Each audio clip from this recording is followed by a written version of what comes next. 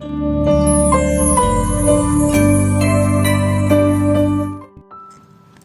sahabat, hari ini Minggu ke-7 sesudah Pentakosta, Minggu 27 Juli 2025. Kita belajar dari kitab Injil Lukas pasal 8 ayat 22 sampai 25. Lukas pasal 8 ayat 22 sampai 25. Demikianlah firman Tuhan. Pada suatu hari Yesus naik ke dalam perahu bersama-sama dengan murid-muridnya, dan ia berkata kepada mereka, "Marilah kita bertolak ke seberang danau." Lalu bertolaklah mereka. Dan ketika mereka sedang berlayar, Yesus tertidur. Sekonyong-konyong turunlah taufan ke danau, sehingga perahu itu kemasukan air dan mereka berada dalam bahaya.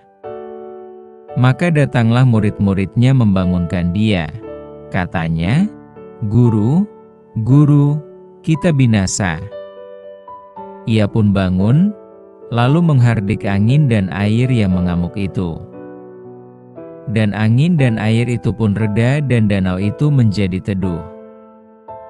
Lalu katanya kepada mereka, "Di manakah kepercayaanmu?" Maka takutlah mereka dan heran.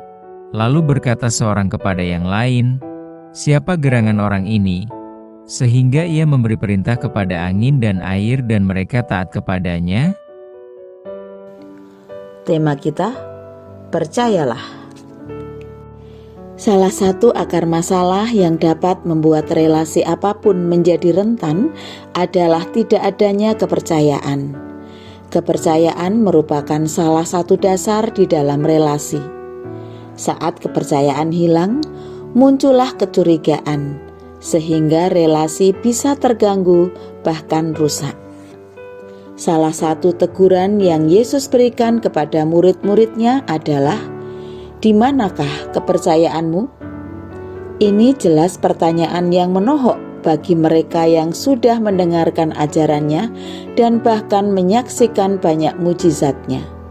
Ketika mereka melihat Yesus yang tertidur, bukannya tenang, mereka malah makin takut.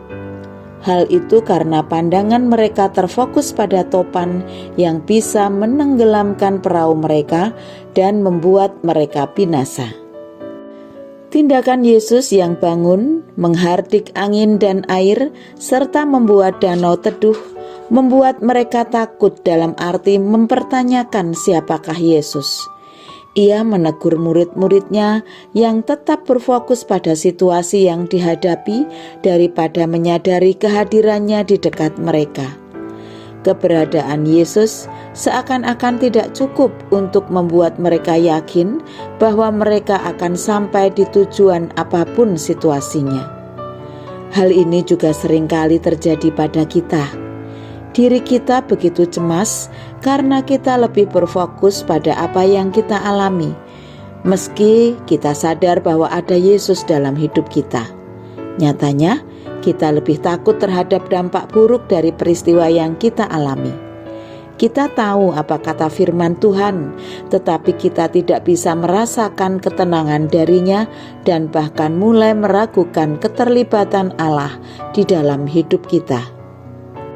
Kita tidak pernah bisa mencegah badai hidup datang menghampiri, tetapi kehadiran Allah dalam hidup kita seharusnya cukup untuk meyakinkan kita bahwa Allah akan memimpin dan melindungi kita sampai kita tiba di tujuan yang Ia tetapkan bagi kita. Allah tidak pernah meninggalkan kita dan Ia selalu berkuasa dalam situasi apapun. Itu fakta.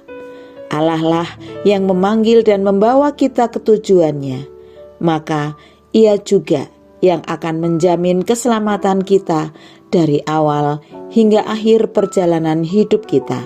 Percayalah. Mari kita berdoa.